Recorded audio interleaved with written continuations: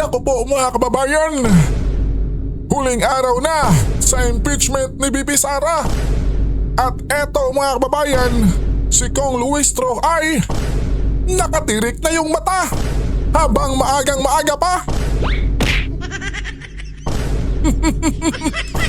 Naku po mga kababayan, tila ba'y naninisik na yung mata ni Kong Luistro mga kababayan na ma-impeach na talaga si BP Sara.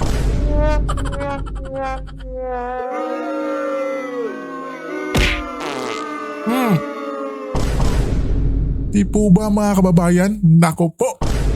Di ba? Tingnan nyo naman maagang maaga pa. Eto mga kababayan, magre-react tayo dito sa sasabihin ni Kong Luistro mga kababayan. Dito sa huling impeachment na ata ito mga kababayan, at mamaya ay syempre malalaman na natin kung matutuloy ba itong impeachment ni BP Sara. Kabayan, eto, Kong Luistro, pasok. Chair will address the committee. Yep. Magandang umaga po sa ating lahat. Yes, magandang umaga Good din po. morning. Good morning. Good morning. Good morning. Good Itutuloy morning. natin ngayon Hmm. ang pagdinig na ito. Mhm. But before we move forward, it is important once again Yeah. that we look back. Look back Dahil naman. ang bawat hakbang natin ngayon Ano? ay madam? nakatayo sa mga ebidensyang nailatag na sa mga nakaraang pagdinig. What? Noong Tingnan natin kung April dito ba. 22, matatandaan Yan. na marami tayong mga resource persons. Yeah, okay. Ang Ombudsman, ang Anti-Money Laundering Council or AMLC, ang Securities and Exchange Commission or SEC, at ang Bureau of Internal Revenue o BIR. Sa pagdinig na yon, Ano po, madam? we entered what Ano po? we describe as the territory of forensic truth, What? kung saan hindi opinyon ang nangingibabaw, Ano po, madam? Ang hindi haka-haka, Hindi haka-haka. Okay. kundi opisyal na record. Yes po. Mga record na punong-puno ng numero. Naku. At ang mga numerong iyon Ano po? ay nagsalita. Wow. Tatlo Naku po, mga kababayan. Ngayon ko lang narinig yan, ha? Yung numero magsasalita, kabayan.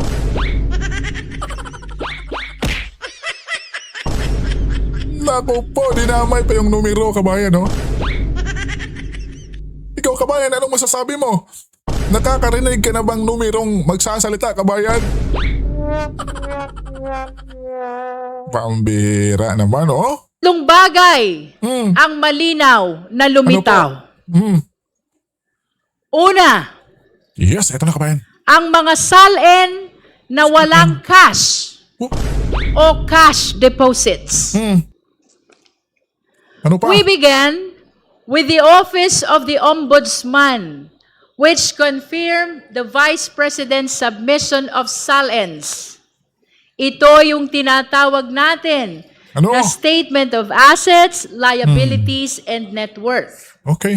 Kapansin-pansin na mula 2016 hanggang 2024, tumaas ang net worth ng Vice Presidente ano mula 34 million patungong 88 million.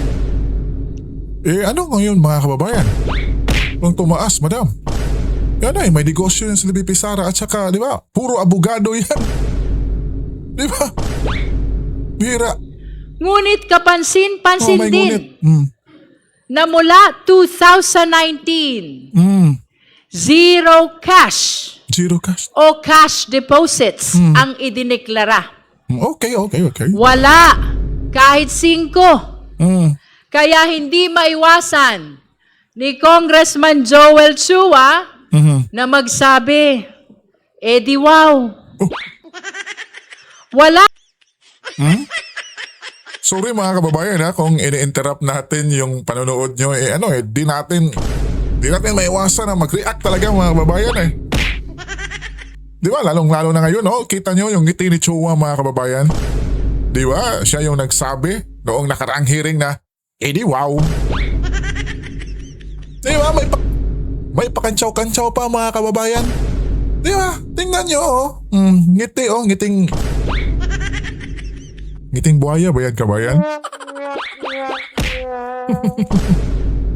Daw cash o cash deposit?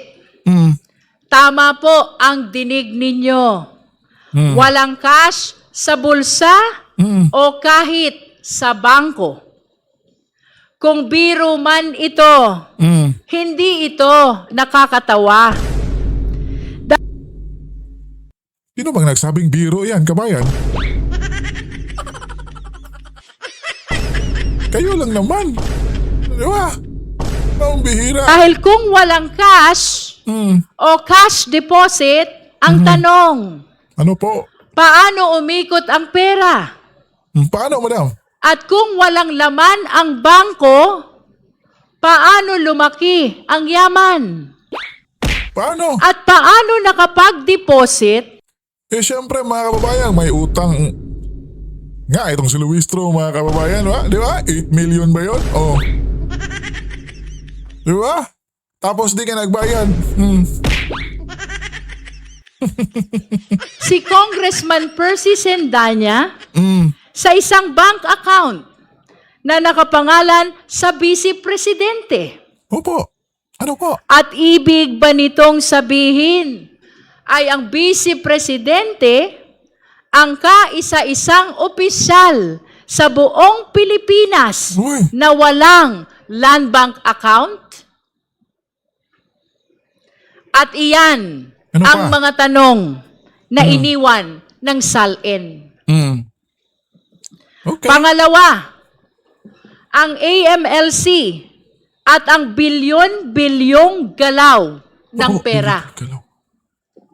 Sumunod na nagpahayag ang AMLAC, Amlak. Ito isang na. ahensyang walang kinikilingan. Uy.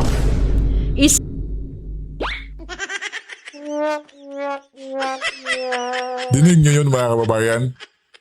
Walang kinikilingan daw yung amla?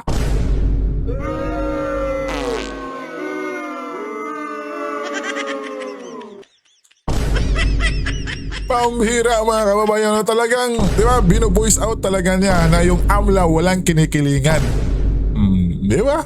Kayo na lang po ang pag-react niyan kabayan kung maniniwala ba kayo or hindi. Isang ahensyang sumusunod sa datos Sumusunod sa datos daw mga kababayan. at sa Sumusunod daw sa datos pero yung ginagawa nila mga kababayan, di ba? Ay ano? Nakasulat ba dyan sa ating batas? Pambihira mga kababayan. Di po ba sinabi na yan nila Atty. Guanzon sa mga defense team ni BP Sara mga kababayan, di ba? Na yung ginagawa nila, naku po, wala sa batas. Pero, si Kong Redon may pero mga kababayan, di ba? Kaya ito yung ginawa nila. Okay lang. tanong ni Congressman Terry Ridon, Ito na. Speaking of nakita Redon, natin na ang datos ay malinaw. malinaw daw. Kinumpirma ng AMLAC ang mahigit 630 covered transactions at 33 suspicious Nautal transactions pa si Madam. na nagkakahalaga ng kabuang 6.7 billion pesos. Ang laki, no? Ang laki. Siguro, Wow. Malulula magandang isipin kung gaano kalaki ang halagang ito. No. Mahigit 6 na bilyong piso. Tingnan nyo mga kababayan. Di ba? In-exaggerate. Di ba? Dapat malaman yung mga kababayan. Ini-insist talaga nila mga kababayan na para bang yun na talaga yung kabuhuang yaman ng mga Duterte kabayan, no? Pambihira talaga. Pambihira. Kapag ang SALN ay nagsabing zero cash o ano po? cash deposit. Yes. Pero ang AMLAC ay nagsabing 6.7 billion. Hindi na ito simpleng discrepancy lamang.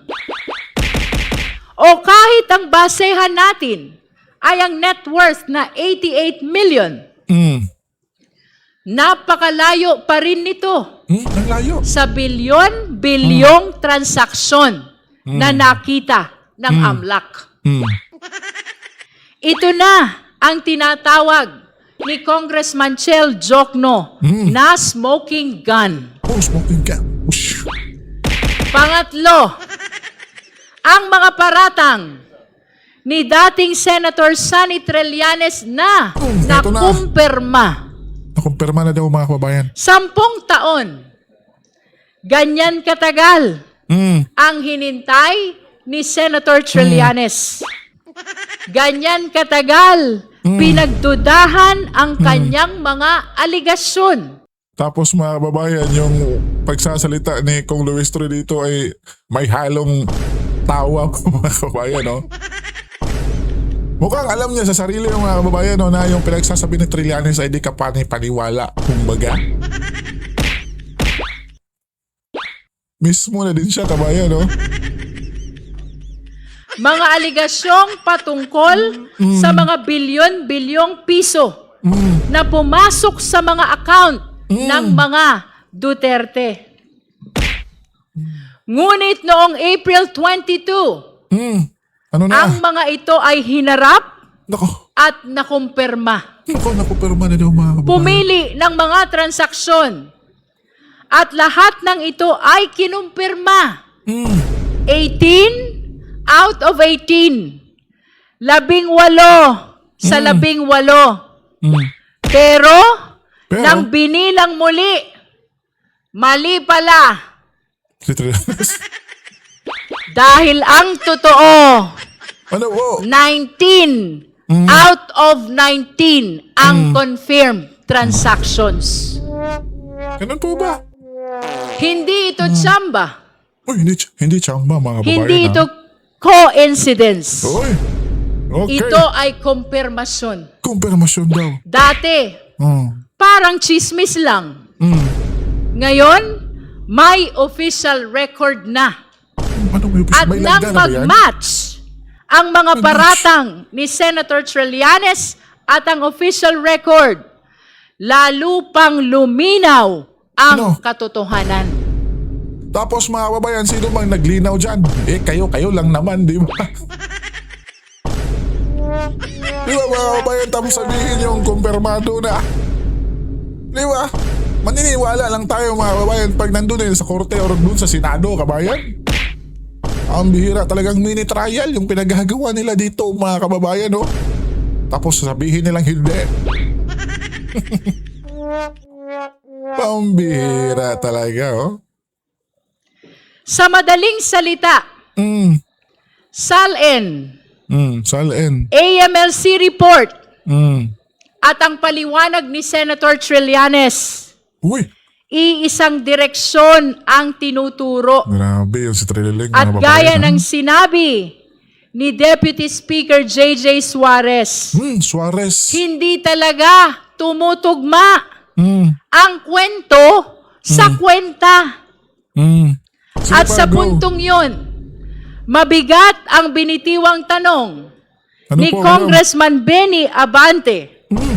Sinasabi nyo, simpleng buhay, pero paano naging simple kung milyon-milyon ang payout? Ganun ba? Dito sa milyon-milyong payout, may mga pangalan na nabanggit. Gusto ni Abante ata mga kababayan na maging katulad niya na dapat show off, show in. Di ba mga kababayan?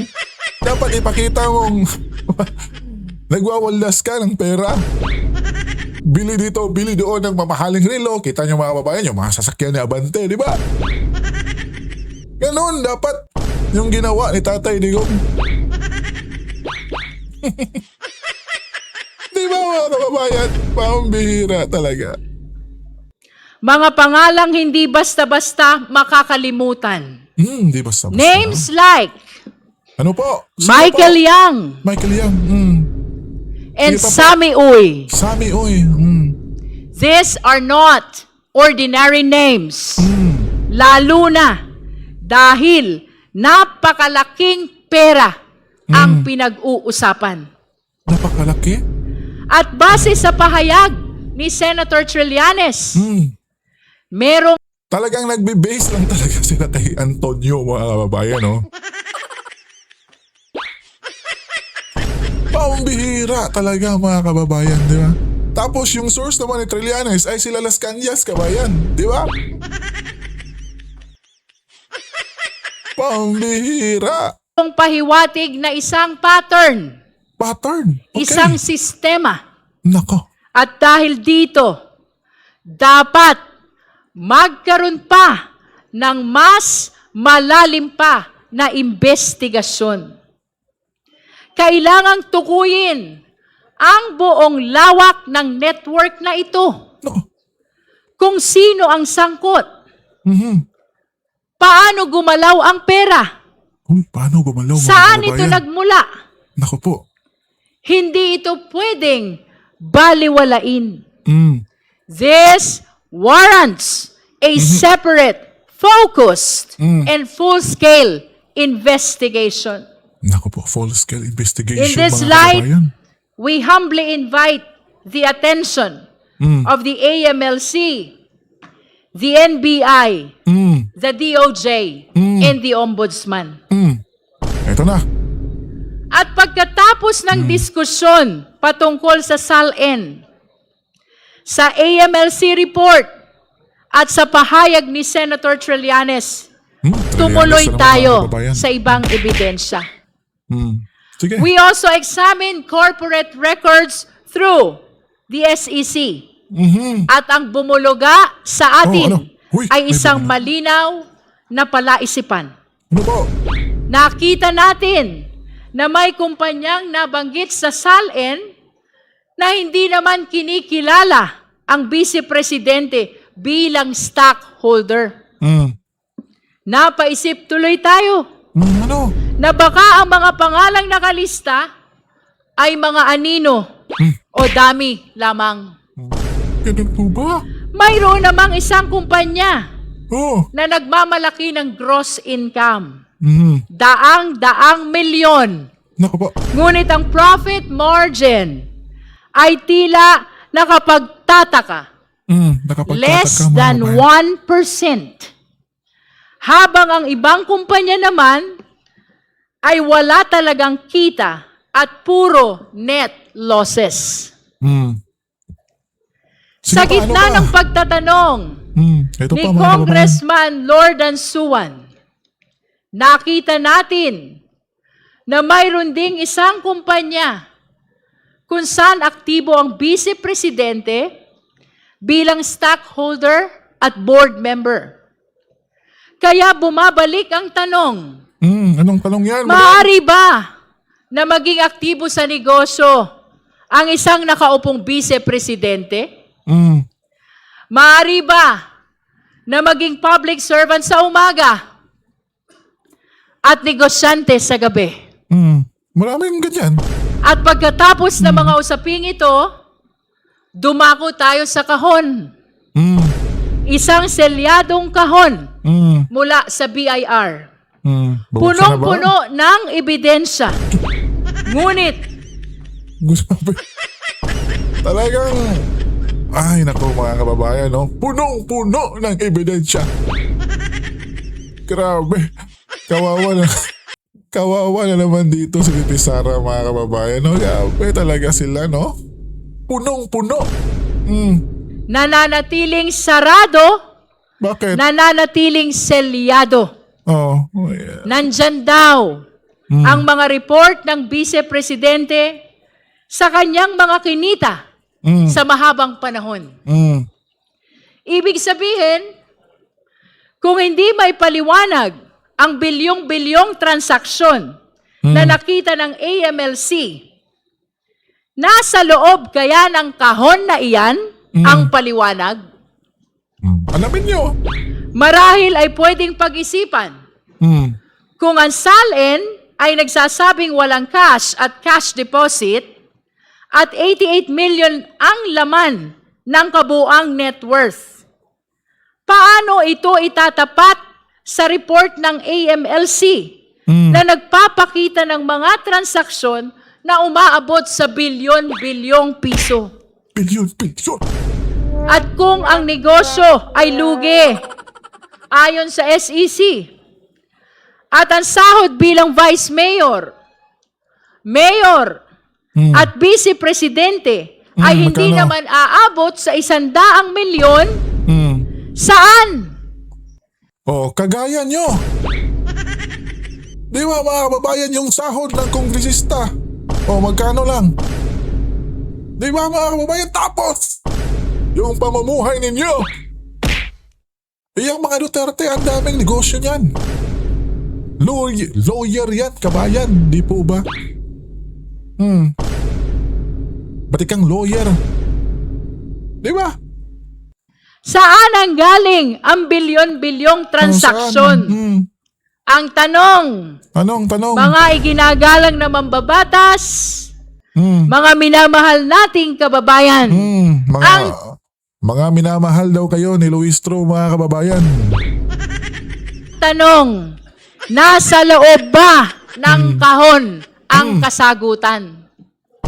Pera o kahon? Bagamat pansamantalang ipinagpaliban Bakit ang yung pagbukas pinagpaliban? ng selyadong kahon, malinaw sa ating lahat, ang kahong iyan ay hindi lamang kahon ng papel. Ano po? Iyan ay kahon ng napakaraming katanungan. Katanungan na dapat sagutin at dapat suriin. Pero mga kababayan, wait lang. Pag nabuksan na yan, baka mamaya mga kababayan, ay naku po, doon na papasok yung hinala natin mga kababayan. Di ba? Kasi yung box na yan mga kababayan ay nandyan na eh. Diba? Nandyan na sa Kongreso. Kahit pinaparmahan pa nila yan, sinilyado mga kababayan, ay naku po, di mo talaga mapipigilan yung taong bayan na mapapaisip ng masama. Di ba? Na baka may gagawin kayong dyan, hocus pocus. Kasi confidence kayo na maraming ebidensya Di ba? Na magpapatunay raw. Nako po mga kababayan. Di ba? Sa tamang panahon. Sa tamang panahon pala. Pagkatapos Sa ng tamang mga panahon pala. revelasyong ito, agad-agad nag-react ang kampo ng Vice Presidente. Siyempre. Muli, Pinapakita pa nila mga kababayan yung upuan ni BP Inday na wala siya. Hoping pa rin sila mga kababayan na pumunta. 3 punto ang malinaw sa reaksyon nila. Ano po? Una, sabi ng mga abogado, handa raw sumagot ang Vice Presidente. Sumagot nga. Handa raw siyang humarap, Ano? pero Oh. sa Senado. Yes, of course mga kababayan. Bakit paharap din si BP Sara mga kababayan? Ikaw, anong sagot mo kabayan? Di ba? Hindi dito, Siyempre. kundi sa Senado. Siyempre. Ang upuan ng Siyempre. Vice Presidente ay nananatiling bakante. Siyempre. Ano pang gagawin dyan? BP Inday? Napaisip tuloy tayo. Ano? Kung doon siya sasagot, hindi ba't kinikilala na rin niya na meron ng sapat na ebidensya dito? At patungo na talaga sa Senado ang kasong ito? Ano pang Siyempre kahit walang ebidensya mga kababayan i-go nyo yan. Di ba kaya nga si BP Inday nagsalita na siya na rekta na sa Senado para magkaalaman na. Di ba? Tapos sasabihin pa Pangalawa, Ako po. tungkol sa mga naibunyag ng AMLAC, lalo na yung 6.7 billion, hindi raw nila sinasabing tama o mali ang mga numerong ito. Ngunit ang payo nila, be cautious. Siyempre. Mag-ingat daw tayo. Siyempre. Mag-ingat Hmm. Naaalala tuloy natin Ano? Ang si utang? John Lloyd Cruz Oh. Uy, dinamay na si sa John Lloyd. kanyang karakter na Mga kababayan. Popoy. Oh. Dinamay pa. Kapag pinapayuhan tayo ni Popoy na mag-ingat, Hmm. damang-dama natin ang pagmamahal. Hmm.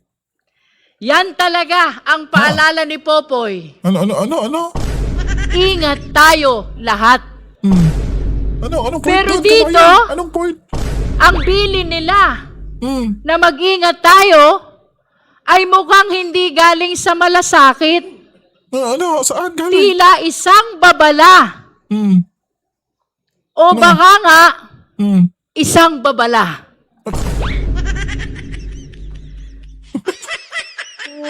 Natatawa ba kayo mga kababayan? Ang bihira. Babala. Mag-ingat. Hmm. Sa harap ng bilyon-bilyong piso, iyan ang sagot. Ha? Napakasimple ng tanong. May pera ba o wala? Mayroon bang 6.7 billion na gumalaw sa ilalim ng mga pangalan nila? Hmm. At kung mayroon, saan galing? Hmm. Saan? Tapos Hanapin tayo mo ang doon. mag-iingat? Be cautious daw? Hmm. Anong klaseng sagot yan? Mag-ingat daw kasi baka raw bloated ang 6.7 million na binanggit ng AMLAC. At baka paikot-ikot lamang ang pera kaya lumaki ng ganito. Theoretically, posible. Hmm. Pero Posible isipin na naman, natin, kabayan. mga kasama sa komite, Hmm. sinong matinong tao Hmm. Sino? ang gagawa niyan? Hmm. Anong klasing tao Hmm. ang paglalaroan ang pera ng ganoon? Paikot-ikot? Hmm. Palipat-lipat? Hmm. Inflow? Outflow? Hmm. Sa loob ng napakaraming taon? Hmm. Para ano? Para ano? Para umabot sa bilyon-bilyon. Hmm. O baka naman, ito na nga ang binabanggit ni Congressman Sia Adjong Ano? na Hmm. nilalabhan na ang pera. Hmm. Ayan. Ayon sa kanya, ang paulit-ulit na labas-pasok ng pondo ay senyales ng money laundering. At kung ganoon, lalo itong dapat ipaliwanag. Andyan na naman sila mga kababayan, no? Another bato na naman kay VP Sara, money laundering na naman. Di ba? Haka-haka na naman mga kababayan, no? Pambihira. So dito mga kababayan, klarong-klaro na. Na isang pamumulitika lang talaga yung pinagagawa nila. Na dungisan lang talaga si VP Sara mga kababayan. Di ba? Pambihira. Pambihira talaga. Kaya malinaw ang panawagan. Hmm? Grabe Huwag mga kababayan. manghula. Hmm. Huwag mag-assume. Huwag Ang mag-assume daw. vice-presidente mismo ang dapat magpaliwanag. Kung walang tinatago, buksan ang records. Ipakita ang accounts. Ano ba kita Pero ng accounts? bakit May hindi batas ginagawa? nga. May batas nga. Bakit Ano, patuloy ang pag-iwas? Naku po, syempre ang ginagawa nila mga kababayan. Ikaw naman ka ba? Kung ikaw mga kababayan be, gustong pabuksan yung account mo. Di ba? Payag ka ba? Na walang dahilan?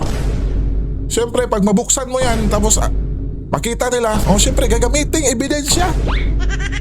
Tayo, BO kabayan.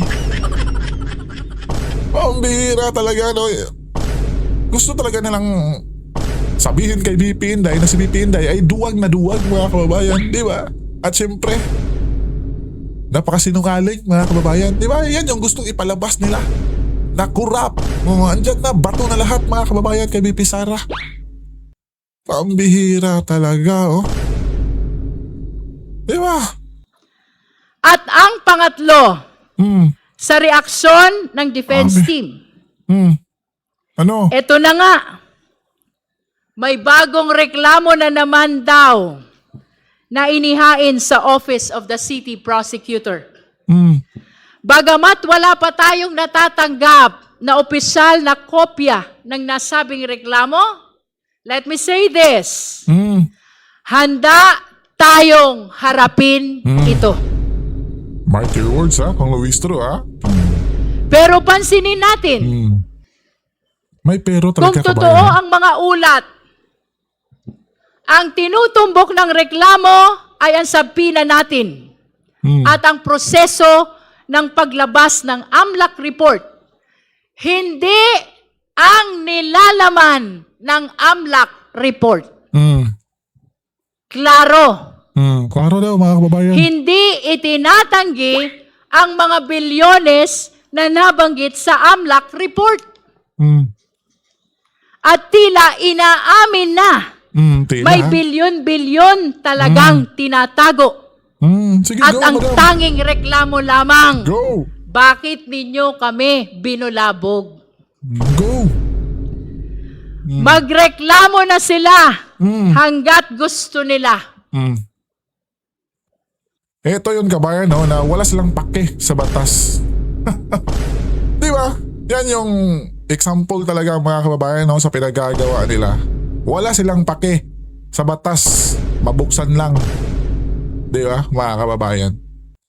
Pambihira. Ngunit hindi nito mababago ang isang simpleng katotohanan. Ang konstitusyon ang pinakamataas na batas. At ayon sa konstitusyon, lahat ng opisyal ay dapat may pananagutan sa taong bayan sa lahat ng oras.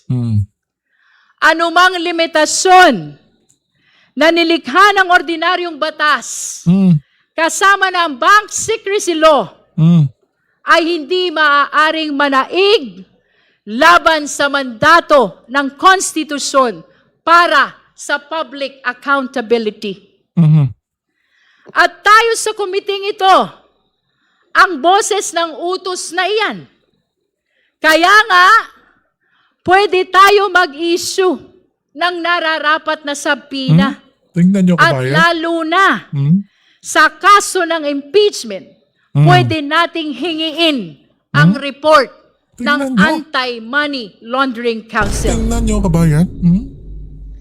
Mga kagalang-galang na mambabatas, mga minamahal na kababayan, dagdagan pa natin ito and Sige pa, listen go. to this. Sige, go, madam. Hindi nilikha ang Bank Secrecy Law para maging taguan ng hindi maipaliwanag na yaman. Ang layunin ng Bank Secrecy Law ay protektahan ang lehitimong deposito. Hindi pagtakpan ang kahinahinalang galaw ng Sige, go. bilyon-bilyong piso. Ang papel ng AMLAC ay siyasatin ang mga kahinahinalang transaksyon at iulat ang mga ito sa kinauukulan dahil ang pagpapalabas ng katotohanan Katotohanan ay mga hindi kababayan. paglabag, kundi pagsunod lamang sa mas mataas na prinsipyo ng pananagutan.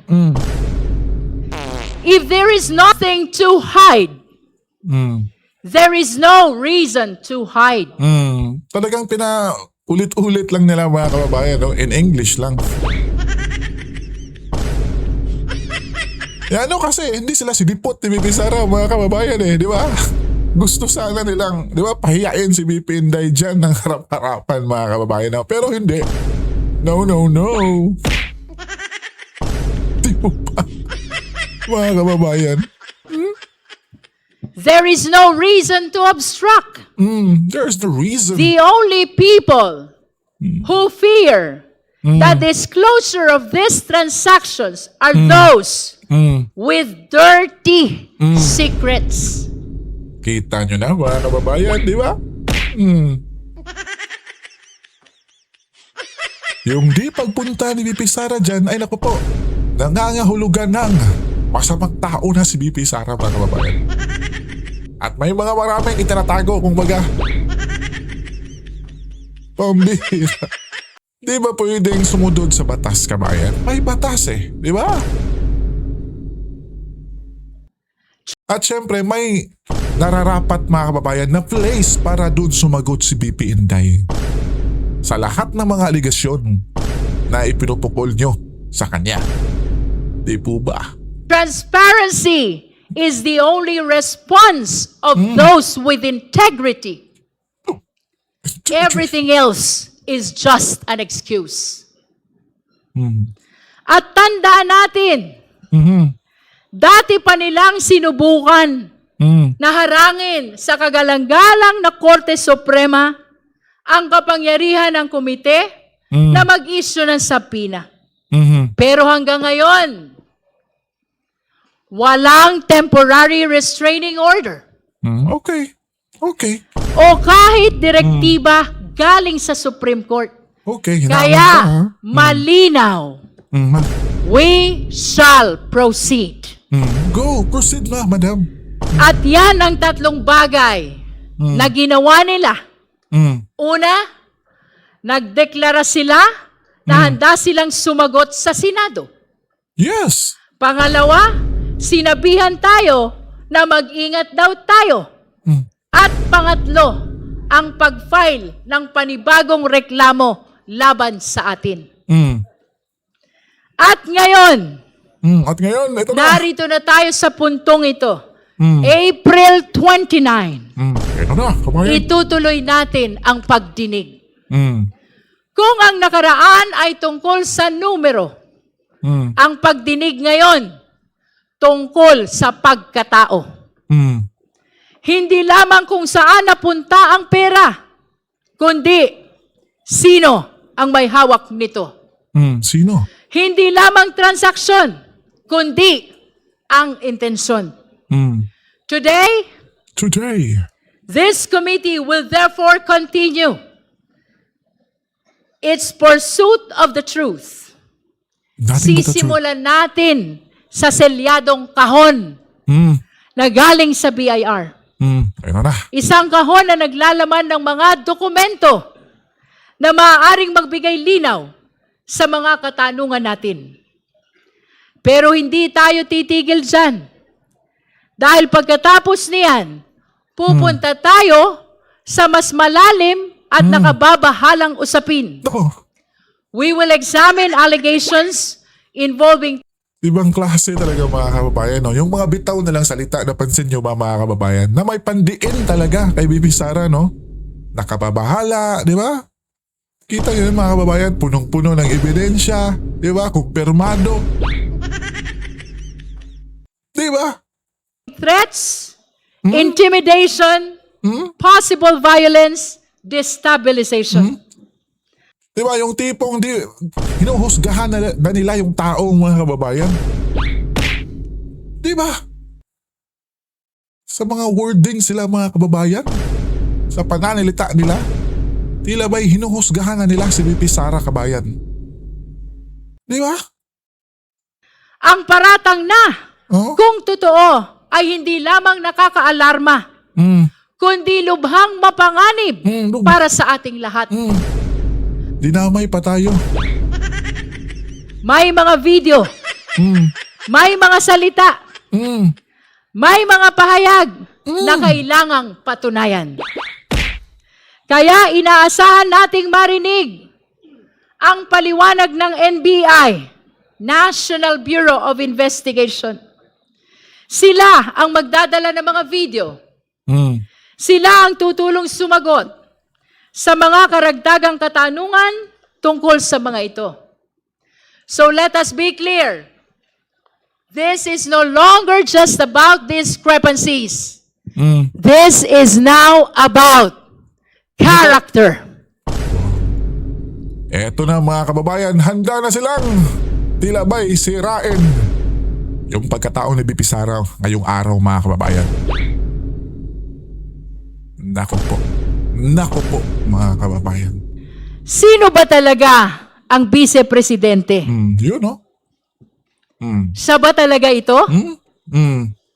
Ang vice-presidente?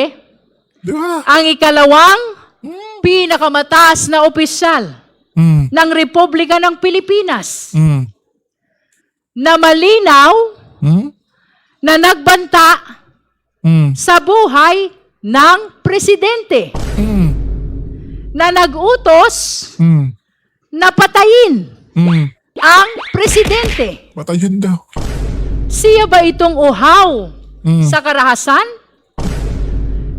Uhaw sa karahasan? Ang bihira talaga mga kababayan. Ibang klase talaga, no, mga kababayan. No? Talagang inaano talaga nila. Grabe na to mga kababayan, di ba? Grabe mga kababayan. Kung ako dito si BP Sara ay nako po. Nako. Talagang humanda kayo pag tweetit ko. Pero di naman sa ganun mga kababayan, no? Masama yung maghigante pero grabe yung pinagagawa nila kay BP Sara mga kababayan. Diba tila ba itong huli na ba itong hearing mga kababayan? Tila huli na nga to, no? Kasi yung pagkatao na, yung busisihin nila mga kababayan or sisirain nila ngayong araw mga kababayan kay BP Sara. Na nakuha pang magsalita tungkol sa pagpugot ng ulo ng presidente. Kita niya. Is she a public servant? Bound by the same laws as the person on the street? Or one who believes she is above the law? Siya ba ay lingkod bayan Siyempre, lingkod na ba? yumuyuko sa batas? O isang makapangyarihang tao? Ikaw nga, Kong Luistro, yumuyuko ka ba sa batas? Diba, yung asawa mo, di mo ba tinatago? Diba, kabayan? Diba, may gana pang magsalita sila ng ganyan. Tapos, di nila in-examine yung kanilang sarili, mga kababayan. Di ba? Tao na gustong paluhurin ang batas. Pambihira. Ano ba talaga ang kanyang tunay na kulay? Iyan ang tanong natin sa araw na ito. Iyan ang susubukin nating sagutin. At sa huli, babalik tayo sa pinakasimple, ngunit pinakamabigat na tanong. Ano? Sa Madam? prosesong ito, sa gitna ng mga paratang laban sa vice-presidente at sa gitna ng mga ebidensya, karapat-dapat ba siya sa posisyon niya? Is she still fit in her position Yes, as Vice President of the country? Yes, of course, kabayan. Gaya ng lagi nating sinasabi, wala tayong papanigan, kundi ang katotohanan. Saan man tayo dalhin ng ebidensya, doon tayo susunod. Gaano man ito kalayo, gaano man ito kahirap, doon tayo pupunta. Our mandate is clear. Our resolve is firm. Guided by the Constitution, anchored on evidence, and faithful to the trust of the Filipino people, and above all, led by the clear voice of our conscience, we shall continue this hearing. Ang sabi ng kampo ng Di Vice-Presidente, pa tapos, kabayan pala. let us be cautious. Mag-ingat daw tayo. Ang sagot natin, Ano? let us be truthful. Magpakatotoo Oo, tayo. magpakatotoo daw, kabayan. With that, maraming salamat po. We Salamat direct din, the Kong. committee secretary to call the case. Thank you, Madam Chair. Impeachment. At yun na nga po mga kababayan, no? Yung agenda pala nila ngayong araw mga kababayan ay, nako po, talagang huhubaran si BP Sara. Didikdikin si BP Sara mga kababayan. Nako po, sisiya sa atin mga kababayan yung pagkatao. Di ba? Pambihira talaga mga kababayan, no? Nakahirit pa tong itong klaseng tanong nila mga kababayan, no? Nasisiya sa atin kung anong klaseng tao raw si BP Sara or si BP Sara ba talaga ito? Pambihira, kabayan. Nako, ikaw kabayan, anong masasabi mo dito? Sa pinagsasabi ni Kong Luistro tungkol kay BP Sara Duterte. Maniniwala ba kayo? O hindi?